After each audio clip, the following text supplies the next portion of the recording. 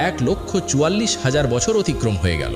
হামুস জিনের পুত্র খাবিস, যে ছিল ইবলিসের পিতা, আর নীল বিষ ছিল ইবলিসের মাতা। তাদের চেহারা ভয়ঙ্কর ছিল। খাবিসের আকৃতি ছিল ভয়ঙ্কর সিংহের মতো, তার স্বভাব প্রকৃতি সিংহের মতো, আর নীল বিষের আকৃতি ছিল নেকড়ে বাঘের মতো। তাদের একমাত্র পুত্র নাম হলো ইবলিস। ইবলিসের পিতা খাবিসের একজন বন্ধু ছিল, সে সর্ববিষয়ে পারদর্শী।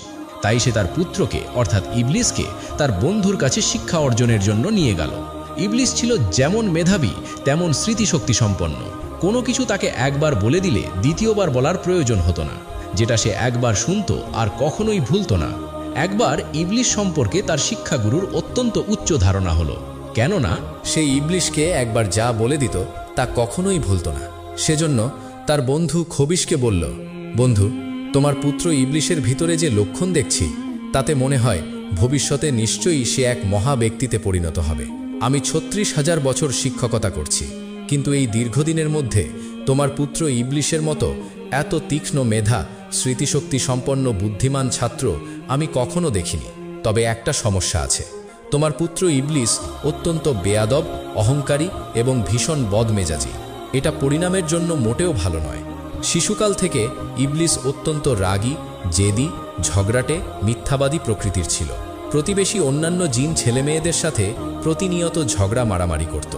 এমনকি এমন একটা সময় আসলো যে অন্যান্য সকল জিনের গোষ্ঠী ইবলিসকে দেখে ভয় পেতে লাগলো। তার বিরুদ্ধে কথা বলে এমন কারো সাহস হতো না। এইভাবে বেশ ভালোই চলছিল, কিন্তু দিন বছর যত এগোতে থাকে জিন জাতি ততই গুনাহে লিপ্ত হতে থাকে। এক পর্যায়ে ওই সকল জিন জাতি এমন পাপাচারে লিপ্ত হয়ে গেল যে ইমানদার জিনদেরও একে একে হত্যা করতে লাগলো। এমনকি জিনদের মধ্যে যে সকল পয়গাম্বার ছিল তাদেরকেও একা একা হত্যা করে দিল।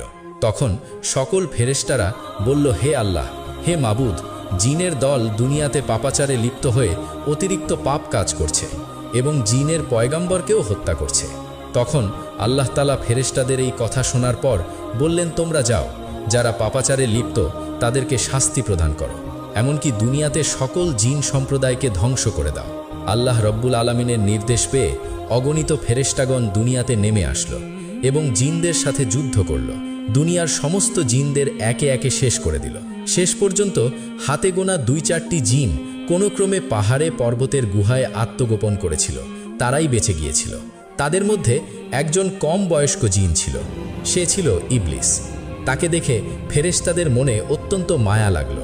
তখন ওই সকল ফেরেশতার দল আল্লাহর দরবারে দোয়া করল, হে আমার রব, হে আল্লাহ, এই ছোট্ট বালক জিনটি অসহায়, তার প্রতি আমাদের অনেক মায়া লাগছে, আমরা কি একে নিয়ে আসমানে লালন পালন করব? ফেরেশতাদের অনুরোধে আল্লাহ রব্বুল আলামিন তাকে আসমানে নিয়ে আসতে অনুমতি দিলেন। যখন ইবলিসকে ফেরেশতারা আসমানে নিয়ে এসেছিল তখন তার বয়স হয়েছিল 1000 বছর। ইবলিস ছিল তীক্ষ্ণ স্মৃতিশক্তি সম্পন্ন। সে একবার যা শুনত চিরদিনের জন্য তা মনে রাখত। এদিকে যে সকল জিন বেঁচে গিয়েছিল তাদের বংশবৃদ্ধি পেয়ে আবার জিনদের দ্বারা এই জগৎ পরিপূর্ণ হয়ে উঠল। এদিকে ফেরেশতারা ইবলিসকে প্রথম আসমানে নিয়ে আসলো। সেখানে এসে ফেরেশতারা আল্লাহর ইবাদত বান্দেগীর সমস্ত আদব নিয়ম কানুন শিখিয়ে দিলেন। ইবলিস খুবই অল্প সময়ের মধ্যে এই শিক্ষা লাভ করল। এভাবে দীর্ঘ 1000 বছর প্রথম আসমানে আল্লাহর ইবাদত করল।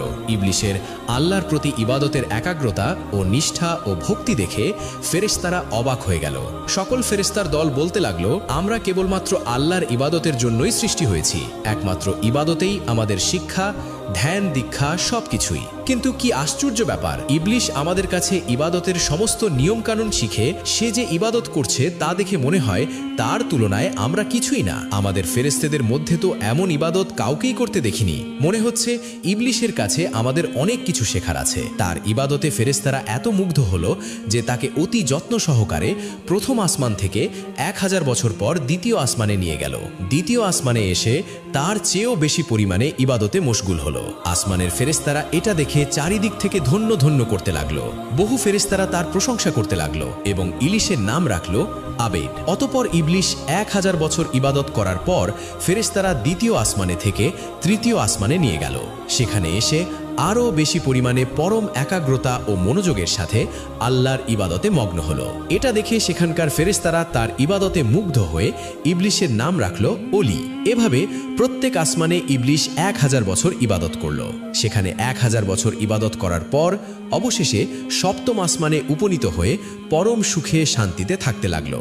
ইবলিশ সর্ববিষয়ে অনেক জ্ঞান ও অভিজ্ঞতা অর্জন করল। তখন ফেরেশতারা আল্লাহর কাছে দোয়া করে বলল, হে আমার রব, হে আল্লাহ, তুমি তোমার প্রিয় ইবলিশকে যদি আরশে মুআল্লায় উঠিয়ে আনো, তবে আমরা তার কাছ থেকে আরও অনেক শিক্ষা লাভ করতে পারবো, অনেক মূল্যবান উপদেশ শুনে অনেক কিছু শিখতে পারবো, কেননা সে আমাদের অপেক্ষা অনেক বেশি জ্ঞান অর্জন করেছে। মহান আল্লাহ তাআলা ফেরেশতাদের এই আবেদন মঞ্জুর করলেন এবং ইবলিশকে আরশে মুআল্লার কাছে নিয়ে আসলেন। সেখানে এসে ইবলিশ ইয়াকুত নির্মিত একটি সুউচ্চ মেম্বারে ইবাদতে মশগুল হলেন এবং ওয়াজ নসিহত করতে লাগলো। তখন এইসব দেখে ফেরেশতারা তাকে মালাইকা অর্থাৎ ফেরেশতাদের শিক্ষক হিসাবে মেনে নিল। এদিকে পৃথিবীতে যে সকল জিনের দল অবশিষ্ট ছিল তারা আবারও ভীষণ পাপাচারী হয়ে উঠল। তখন আল্লাহ রাব্বুল আলামিন ইবলিশকে বললেন, হে ইবলিশ, তোমার ইবাদত, বন্দেগী এবং আনুগত্য দেখে অত্যন্ত সন্তুষ্ট হয়েছি। এবার তুমি দুনিয়াতে গিয়ে তোমার স্বজাতীয় জিনদেরকে সৎপথ প্রদর্শন করো। আল্লাহ রাব্বুল আলামিনের এই নির্দেশ পেয়ে ইবলিশ বলল, হে মাবুদ, হে আল্লাহ, আপনার নির্দেশ আমি অবশ্যই পালন করব, কিন্তু আল্লাহ, আমাকে এমন একটি ক্ষমতা দিন, এমন শক্তি দান করুন, আমি যেন সারা দিন দুনিয়াতে জিনদেরকে শিক্ষা দান করার পর আবার যেন সন্ধ্যায় এখানে ফিরে আসতে পারি এবং আপনার ইবাদতে মশগুল থাকতে পারি। আল্লাহ রব্বুল আলামিন ইবলিশের এই আবেদন কবুল করলেন। অতপর ইবলিশ অত্যন্ত আনন্দচিত্তে দুনিয়াতে নেমে আসলো এবং জিনদেরকে বলতে লাগলো, হে জিনের দল, তোমরা কি ভুলে গেছো সেই আযাবের কথা? এখনও সময় আছে, আল্লাহর পথে ফিরে আসো। আল্লাহ ছাড়া কোনো উপাস্য নাই, পাপ কাজ ছেড়ে দিয়ে সৎ পথে ফিরে আসো। এইভাবে বহুদিন পর্যন্ত তাদের হেদায়াত করতে লাগলো।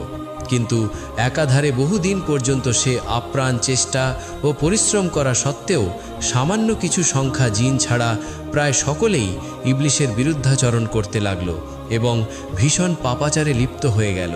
তখন ইবলিশ আল্লাহর দরবারে দোয়া করলেন, হে মাবুদ, হে আল্লাহ, আপনি আমাকে এমন ক্ষমতা দিন যাতে এই অবাধ্য জিনদেরকে আমি সমূলে ধ্বংস করতে পারি। আল্লাহ রব্বুল আলামিন ইবলিশের এই দোয়া কবুল করলেন এবং জিনদেরকে ধ্বংস করার জন্য অগণিত ফেরেশতা দুনিয়ায় প্রেরণ করলেন। ফেরেশতাদের সাথে ইবলিশও ছিল। অতএব ফেরেশতা ও ইবলিশের আগমনের পর দুনিয়ার সমস্ত পাপাচারী জিন একে একে প্রাণ হারালো।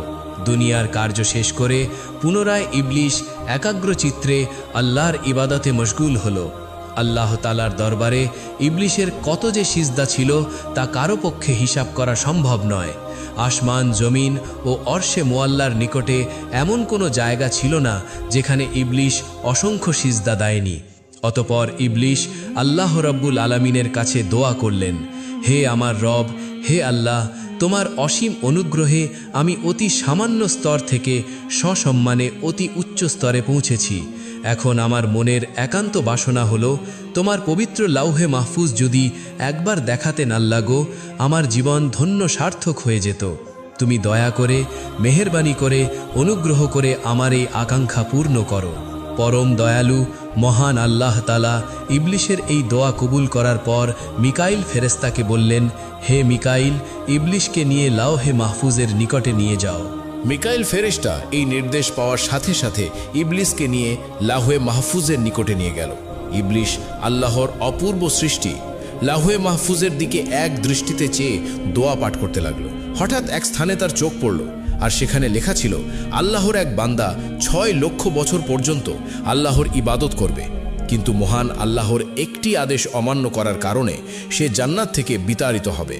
আর ওই বান্দা আসমান ও জমিনে মালাউন বা অভিশপ্ত নামে পরিচিত হবে। এটা দেখার পর ইবলিশ আর থাকতে পারল না, কেঁদে ফেলল এবং সেজদায় লুটিয়ে পড়ল। তাফসীর কারকদের মতে ইবলিশ এই সেজদা 6000 বছর অতিবাহিত করেছিল। 6000 বছর পর ইবলিশ মাথা তুলে দেখতে পেল তার সেজদার জায়গায় লিখিত রয়েছে, লা নাআতুল্লাহি আলা ইবলিস, অর্থাৎ ইবলিসের উপর আল্লাহর অভিশাপ বর্ষিত হোক। এটা দেখে ইবলিস আল্লাহর কাছে দোয়া করল, হে আমার রব, এই ইবলিস কে? আমাকে বলুন, আমি তাকে যথাযথ শিক্ষাদান করি। তার জবাবে মহান আল্লাহ তাআলা বললেন, অচিরেই তুমি তাকে দেখতে পাবে। এই কথা শুনে ইবলিস সেখানে দাঁড়িয়ে 1000 বছর পর্যন্ত পাঠ করল, লা নাআতুল্লাহি আলা ইবলিস, অর্থাৎ ইবলিসের উপর